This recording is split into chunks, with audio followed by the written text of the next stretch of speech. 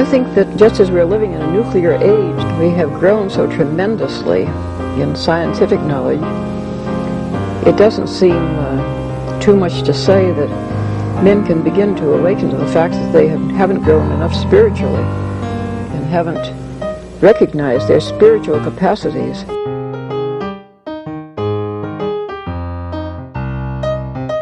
Once something like eating is death, then you've struck at the very heart of life. The enemy of the older radical theories may have been the ruling class, but today the stakes of whether we will reform ourselves into a new kind of human being, a new kind of society, whether we will find selves worth being, the stakes of it are simply life itself. It has been a day, it's one of those days, or maybe a couple of days, when kind of all hell breaks loose, but nevertheless, I'm still here. Everything's basically all right. And I really want to get this video out there. If you appreciate the fact that I'm still thinking about getting this video out there by Sunday, think about helping support what I do and some of my friends do by joining Patreon, our Patreon for the Maurin Academy. I'll put the link in the notes below, and it scrolls across your screen at the intro. Your support keeps us going. And the fact that I'm actually sharing Mounier with you comes from having first read Mounier's book, The Personalist Manifesto, in our Communio reading group, which meets once a month. We're on month 2. We're going to finish up the Personalist Manifesto this month. And I thought it was thought-provoking enough. I wanted to do some public videos about it. But for the most part, the Communio reading group deals with political theology and surrounding literature. And it's just one of the many things the Maurin Academy does. So consider that. Consider being a patron. And today I want to get into this issue of what is a person versus what is an individual to Mounier, and how does he distinguish the two? And then we will also get into how Mounier deals particularly with women and the potential female person. So he actually has a section called Woman as Person, without the question mark, in chapter 9. And so we'll start to deal with that. I think I might actually do a whole individual video about that next time, just about how he deals with women and the family. But I can get started on that this time around. So first of all, on this issue of what is a person versus what is an individual, and how do we distinguish between the two? We know that Mounier is advocating for personhood and that he's critical of individuality. I think in general, he's critical of, I should say, of the individual, the idea of the individual, and that his critique is in some way similar to other critiques of liberal individualism. So here's some of the things that he says about the two. He says, individuality is dispersion and the person is integration. So there's something about our concept of the individual which feels to him to be fragmented, whereas the person is the experience of integration, of wholeness. And he's going to actually, he does explain what that means, because it's awfully abstract at first. And when I read this at first, I thought, what is he talking about? We all have interior experiences, right? And he characterizes that. He says we have these interior experiences. And actually, when we think about it, we have kind of like multiple personalities, all of us, because we're projecting particular aspects of ourselves to the outside world, depending on what we want them to see and how and who we're interacting with. But we don't usually like sum all of that up. And our individualism is expressed in how we act outwardly towards others, or what people see. And it may be really creative or it may be really dull, and it varies from person to person and place to place and time to time because we are kind of chameleon-like creatures. But that's all part of individuality. Our individuality expresses itself externally, right, in these different faces.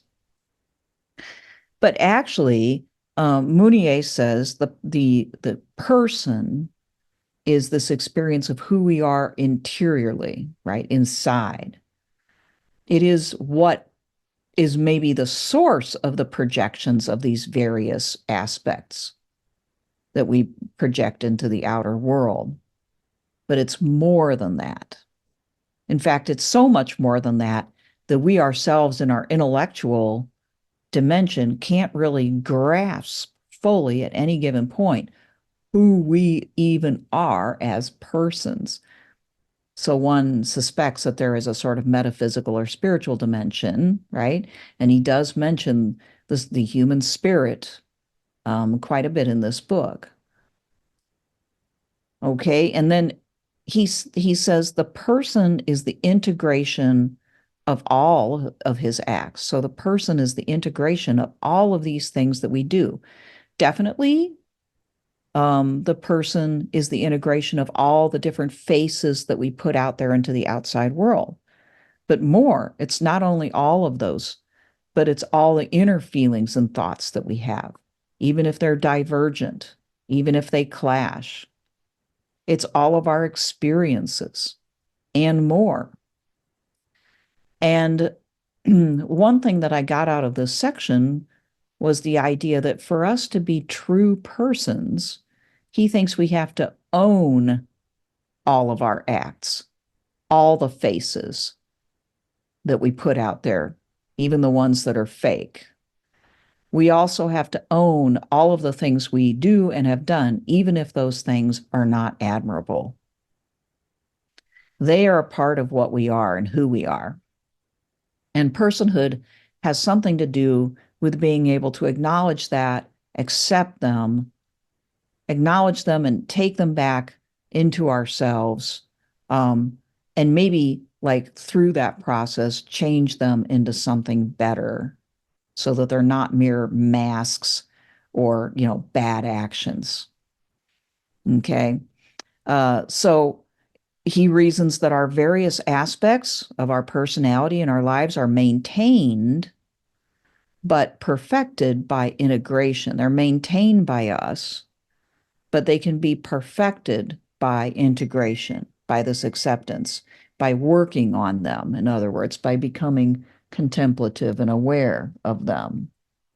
Then he goes on to say the goal of the person is the uninterrupted pursuit of his vocation. So here he's taking this turn towards if a person has achieved personhood and is not simply living as an individual in this fragmented existence, but has become more of an integrated whole, then somehow they're going to have the space to be able to contemplate what is their vocation. That is not what they must do or what's popular to do, right? But rather, what is their goal based upon what they themselves think is right. Okay, so we're not talking about here about the things that we do for mere survival or to get ahead economically or socially, but rather at our core, who are we? What do we care about? That is our vocation. And he says then the person's vocation is his destiny. Now, he must not mean by that everybody achieves this goal or this thing that they truly love and value. Okay. But it is kind of like saying perhaps it is our telos, like this is our vocation is what we were made for. And one of the things we know that Mounier does not like is the fact that bourgeois liberalism and capitalism will kind of like make it hard for personhood to develop and difficult for people to be able to acquire a vocation to like, maybe I should say, acknowledge their vocation and begin to pursue it rather than dealing with all of these external demands. Okay. So if those things were moved out of the way somehow, although he doesn't exactly say how, because he's made it clear that he doesn't like the Marxist solution and he doesn't like the fascist solution. But if they could be cleared out of the way somehow, then a person could start aiming at that end, that fulfillment of his nature, right? Okay. He also says the person is beyond our objectification of it, which is always partial, right? That's where he's basically saying we can never fully grasp it with just our intellect. But he says education should facilitate the exploration and finding of our personhood, okay, to the extent that we can. And this is what education should be about, not just preparing us for our livelihood, our job, not just for making us better adapted to other human beings so we can do business with them, but literally discovering who we are, which is what liberal education, so-called liberal education, ideally is about. But in the United States, we never really have done that very much. And to the extent that we used to, we don't now. We've really, really forgotten that aspect of education at the university level and below. And that is a shame, because I agree with him that education can really facilitate finding out who you are. And I hope that the Maurin Academy and what we're doing here publicly, as well as on Patreon, will help people do just that. That is one of our goals. You don't need to have a degree. You don't need to spend a lot of money to be able to do this, but it does help to do it with other people, which is something that Mounier does ask for in a good education. There's a certain communal aspect to it. He uses terms like this about personhood: authenticity, fullness, intimate, interior, vibrant. Okay. And actually, this is where, I get a little bit of a queasy feeling when dealing with Mounier, because, Charles Taylor, of course, is the author of The Age of Authenticity, right?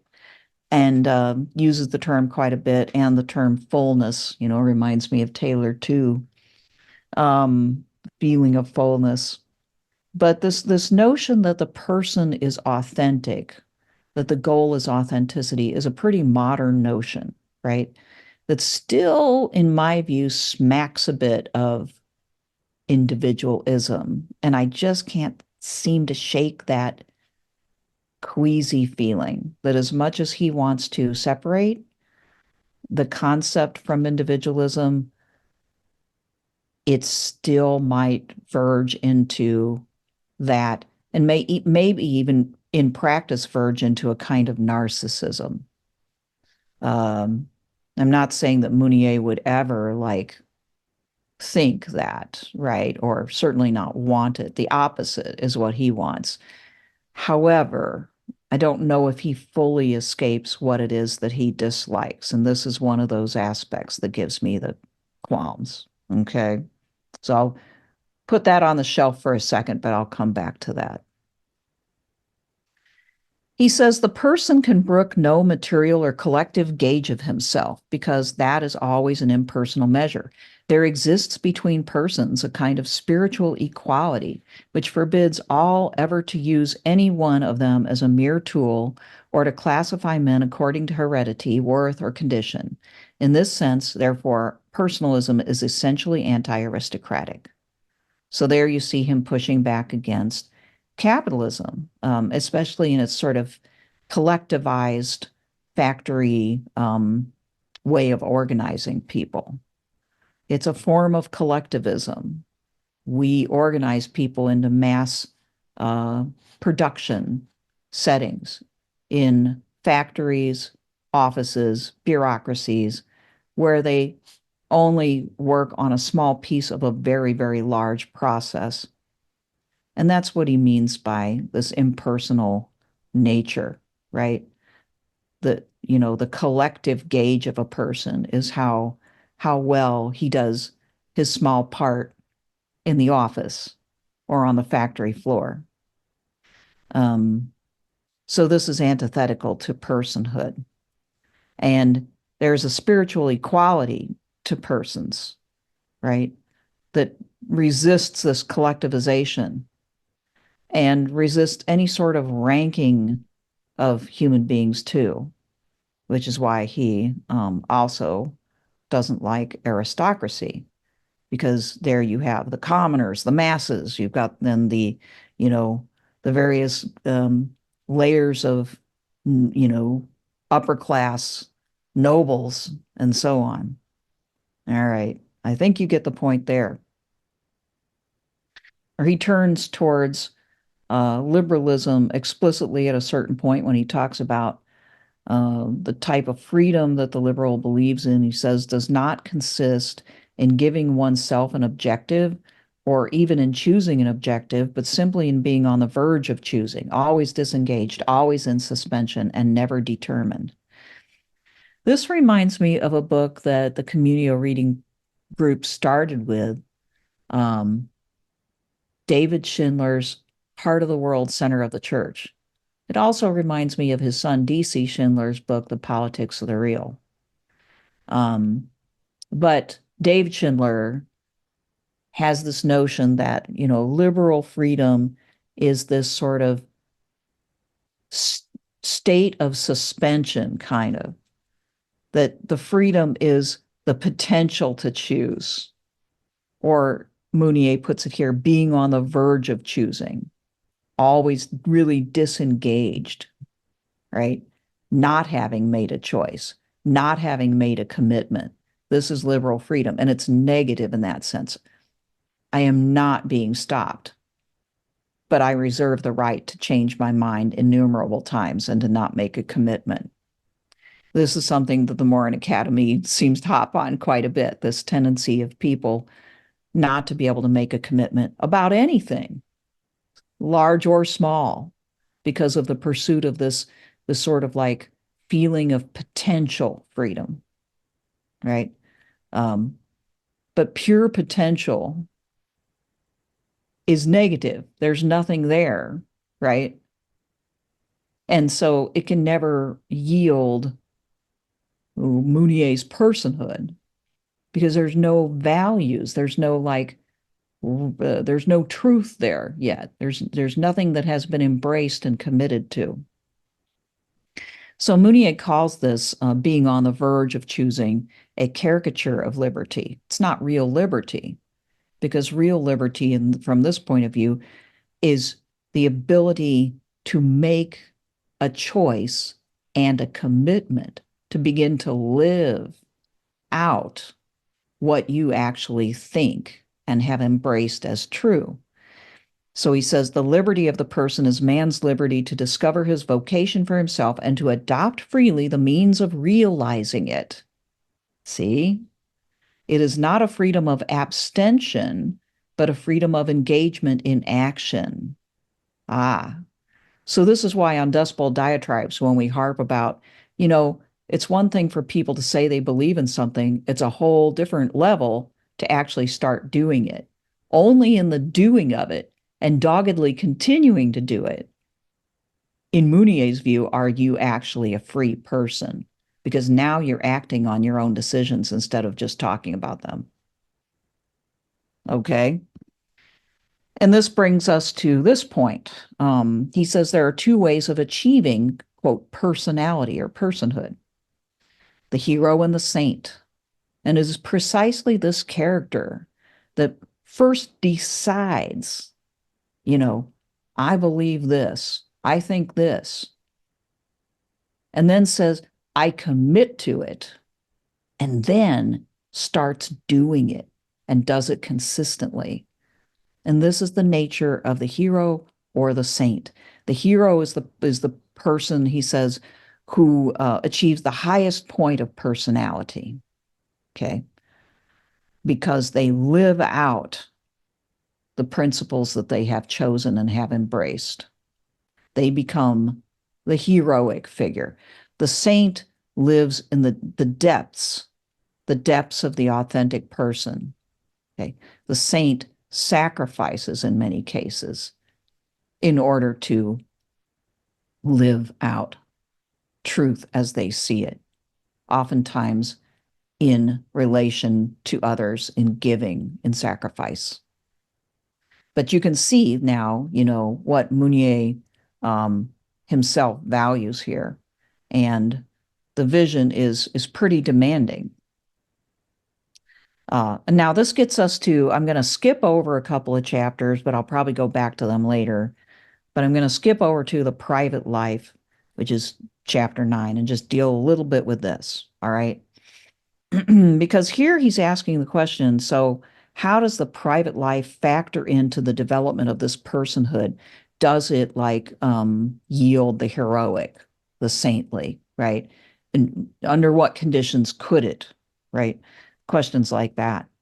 So the private life, I believe Mounier is primarily thinking of the family life, the non-public life. In other words, even if you're a single person, you have this non-public life, right? Where you go home, you go to your apartment or whatever, and you can be yourself to yourself, at least potentially, if you want to. And the same thing with family. A good family is one in which you can approach outwardly being who you are inside at any given moment, and this group of people will supposedly help you develop yourself. I know a lot of times it doesn't actually happen, but that's because of the kind of country that we're living in, the times at which we're living, and maybe it's just human nature. I don't know, but lots of times it doesn't happen, but it should happen because that's part of what family should be about. I like the way he puts it. He says, it is the meeting place of the interior life and the collective life of the person. It's that place where both the interior life and the life of, in relation with other people comes together. Now, he criticizes the bourgeois private life as not the real deal. He basically says the bourgeois spent a lot of time, trying to develop themselves. And I would call that, the pursuit of hobbies and other pursuits like hobbies. I'm going to tackle this, I'm going to do that. But all this busyness and self-development of an external nature is not what he's getting at. And this gets us into the zone again where I feel a little bit queasy, both because I don't think it's wrong to improve yourself in these ways. But also because I think that Mounier has an ideal of what the interior life should be like to be authentic and to be true personhood that perhaps is too much one way. And I'm going to try to explain this. So there's this section in chapter 9 that he titles Woman, Also a Person. And when I read it, I thought to myself, man, this guy was writing in 1938, and I can tell you, a lot of his thoughts about women and how, how they should be developed and what their potential is or could be are quite enlightened for that time, and actually reminded me of John Stuart Mill's ideas.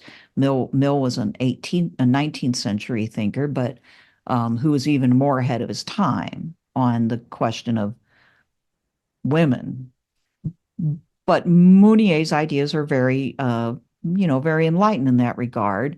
However, ultimately, underneath that, there is this clear judgment that he's making that most of the women of his time have not achieved personhood, and that there's aspects about the female experience that make it difficult for them to achieve personhood. And he calls women a sort of spiritual proletariat, meaning that they are kept down primarily by culture. He doesn't really say like very much that they're kept down directly by men. And honestly, he kind of writes quite a bit like they're keeping themselves down. And this is where I start to get really like, ugh. In other words, he spends quite a bit of time criticizing feminine traits of the time anyway, and probably still now in a lot of them, um, that he believes women have adopted in order to probably conform themselves to men, but also, to be like socially acceptable and things like that, right? So, for instance, attention to beauty, attention to the comfort of others, to our surroundings. And so I would say that he maybe at least 50% blames women for making themselves a sort of spiritual proletariat by spending way too much time on these, what he would consider to be kind of superficial, trivial aspects. Okay. He says woman remains outside the domain of history without awakening any astonishment. The implication being people should be astonished that 50% are largely outside of the history of the development of personhood, but um, they should be astonished at this. Um, and he says that they are not rising to the personal life. All right. So this made me think quite hard because I think a lot of what, we talk about on Dustbowl and just in the Maurin Academy in general has to do with the value of seeing and working with other people, the value of mundane manual work, the work that we do to feed ourselves, to grow the things that we need in the case of the farm, uh, to take care of the daily ins and outs of business, to commit to like helping each other out with these very needful things that can keep us healthy and happy. And these are all things that require work and thinking about other people and being sensitive to their needs. And indeed, oftentimes it involves like attention to beauty too, as we try to figure out what will be pleasing to other people who live around us, right? We have to be sensitive to what other people think in order to live and cooperate closely with others. So this all makes me think that a lot of what we do and value would be considered women's work or woman-like or not interior enough and too focused on externalities and too much about mundane things, not heroic and saint-like, or maybe saint-like, but I don't know. So this is where, it sort of like gave me pause and made me stop a bit. And I asked myself, is Mounier right about this? Or is he giving too much weight to this authenticity and interior life and too little weight to the communal or collective life in which we have to actually commit, which I agree with him, like this is a good part of his writing. Think, commit, do, work, be consistent. Now, if he associates some of those traits more with women, what do we have? Right? Like, so maybe more integration needed to be done on Mounier's part. But I am hesitant to say that other regarding people who pay attention to beauty, even their own, let alone like the beauty of the world, uh, people who care for others and what they think and how they feel more than they have this deep interior life, which seems pretty philosophic in nature. I would hesitate to say that they are living lesser lives, but that does seem to be what Mounier is saying, is that woman could become a person And I think that maybe Mounier's ideal person is somebody like himself, a man, and then also a sort of like deep, broody, interior type of man. And I'm kind of like that. So I'm not saying that that's like a terrible thing to be, but I'm just saying maybe there's a little lopsidedness here. So this is what I want to explore more, see if I'm right. I don't know. I'm just getting this thought, and I'm like recklessly sharing it with with you guys. So next time I'll try to explore this line of reasoning more and see if it holds up.